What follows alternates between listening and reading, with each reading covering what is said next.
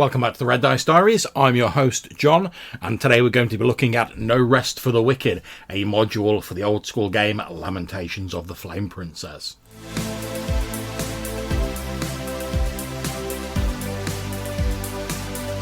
Okay, so as ever with these episodes where we look through adventure modules, it's kind of hard to discuss without giving away the plot, or at least some of the plot of the adventure. So before you go any further, consider this your spoiler warning. If you don't want any spoilers, it might be better to go ahead and play this adventure or run it, then come back to this review. So with that out of the way, let's crack on and have a look at No Rest for the Wicked. So No Rest for the Wicked is what I like to refer to as a bridge or a drop-in module, and that's no shade on this particular module, written by J. Stuart Pate.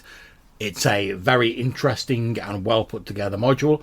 Now, I simply mean that it's a sort of short bridging module that you could drop into a campaign in the middle of other stuff going on, and it would serve as a nice little sort of self-contained scenario that you could fit between other major events going on in your game.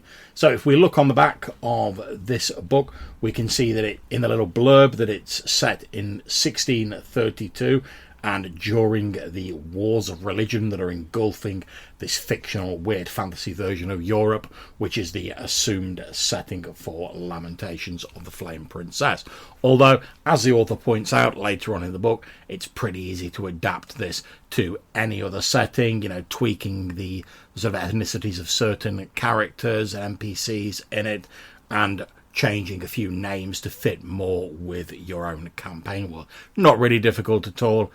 Although I think newer GMs might have sort of benefited from a little bit more guidance, but this is just a short little adventure. It's not really designed as like a big campaign book, and there's a plethora of other advice on that sort of stuff out there on the internet and in other books if you really need it for the newer GM. We start off with a little blurb titled War is Hell and Hell is Other People, where the author talks about the benefits of, in a fantasy game or a weird fantasy game, in the case of Lamentations of the Flame Princess, the benefits of ensuring that not everything is wacky and weird, because if you do so, then the weird just becomes another word for commonplace. If everything's weird, to paraphrase a popular quote, then nothing is.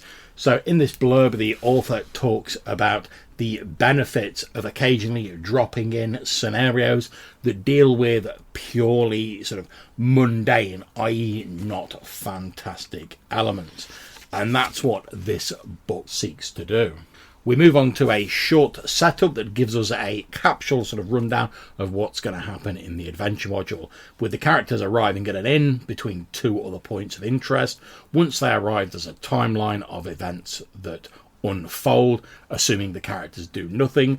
Obviously, if the characters interact with it or change things, then the timeline itself will change, and there's advice offered throughout the book.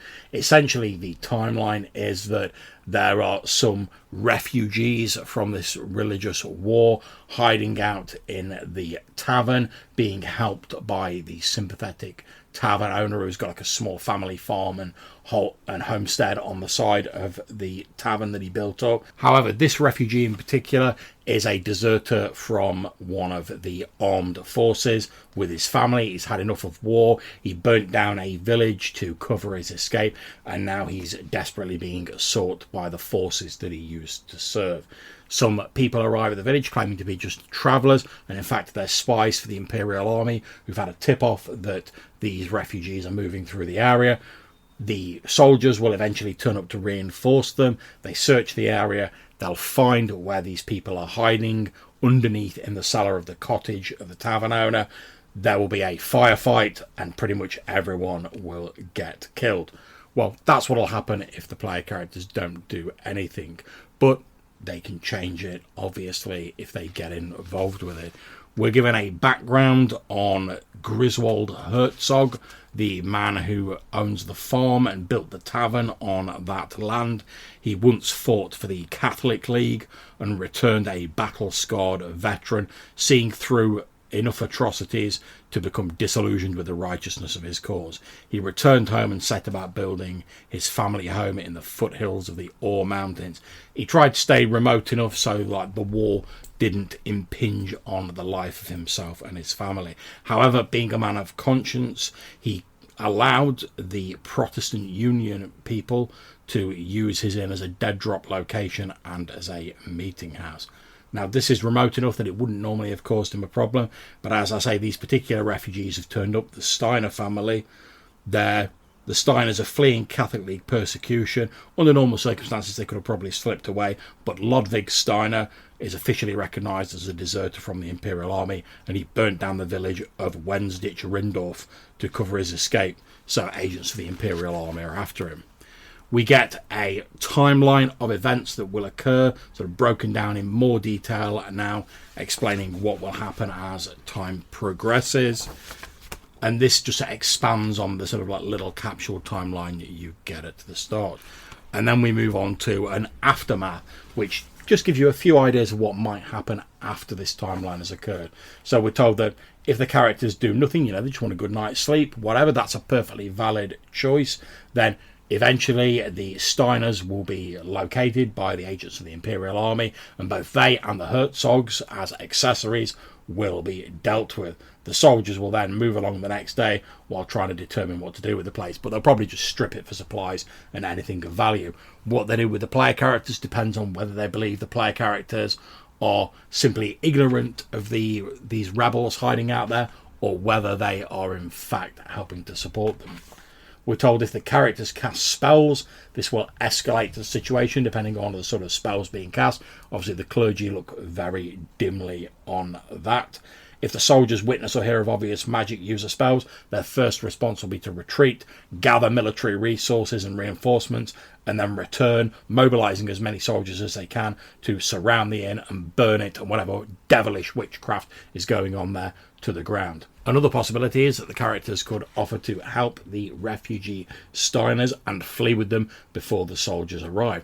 Again, this is a perfectly valid choice, and if they can deliver proof back to Herzog, the owner of the inn, that they successfully got the refugees to the location they're trying to reach, then he will be very grateful, and he will give them like free room and board and maybe some like financial inducement and reward as well.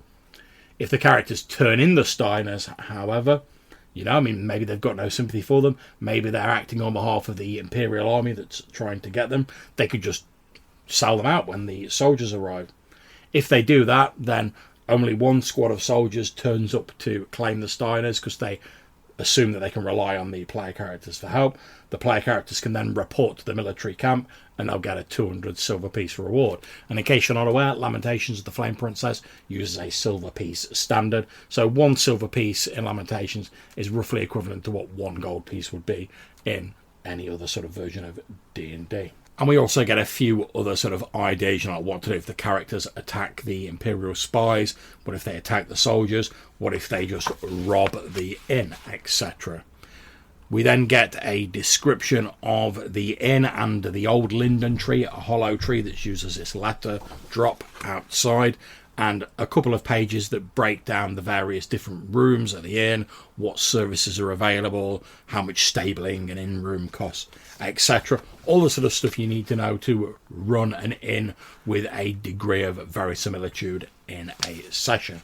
We get some details on the military camp located a short distance away under the auspices of Captain Morgan Khan, a Catholic exile from Wales, and we get stats for him, his sergeant, privates, and their camp followers. Then we move on to descriptions of the NPCs, and we tend to get sort of 2 descriptions and stats per page, and then on the facing page we get some of these lovely black and white illustrations of the NPCs themselves. And I don't know why, but I just find this black and white artwork really striking. There's something about fairly simple, and I don't mean that in a bad way, I just mean sort of bold black and white artwork that really speaks to me of the sort of like old school vibe. So I love all of this. We get stats and details for Griswold Herzog, the innkeeper, and his wife Jarla. Gabriella Herzog, the stable girl, obviously their daughter, and a short write-up on the younger Herzogs, Otto, age 4, Ilsa, age 2, and Gretchen, their newborn. Then we get some details on the deserter Ludwig Steiner and his family of refugees, Wilhelmina, his wife, and their young children, Waldemar, age 8, Conrad, age 5, Dieter, age 2, and Alexa, newborn. We get some details and stats for Sergeant Johann Orff and Katerina Ruppel, an Imperial intelligencer, Anna Engel, another Imperial spy, some mercenaries who accompany them, and then we get a nice battle map of the inn to round this all off. This is a hardback book at just over 30 pages in length, and it's put together using the typically excellent standards of construction that I've come to expect from Lamentations, the Flame Princess releases. It's available on Drive-Thru RPG in PDF form only for just under $8 US, which at the time of recording is about £5.90 in British money. Or if you want to get a hard copy with the PDF included, you can purchase it from the Lamentations of the Flame Princess web store, where it will cost you €13.20, which at the time of recording is just over £11 in British money, or just over $15 US. As I said earlier, I think this is a great bridge adventure because although it's set against the backdrop of this terrible civil and religious conflict that's going on, it doesn't delve too much into the details of that. That is just the backdrop. The focus here is squarely on the effect that conflict has had on the lives of the people involved, and this firestorm effectively that the player characters, through no fault of their own, I mean, after all, they're just stopping at an inn, find themselves in the middle of. So it pushes them into this sort of moral crucible where they have to make their own decisions and see what is forged out of the result of their actions. It's a very self-contained little adventure with only really like a couple of locations being involved if you include the military camp. Otherwise, it's mostly set around the sort of Herzog small holding with the inn, the tree, etc.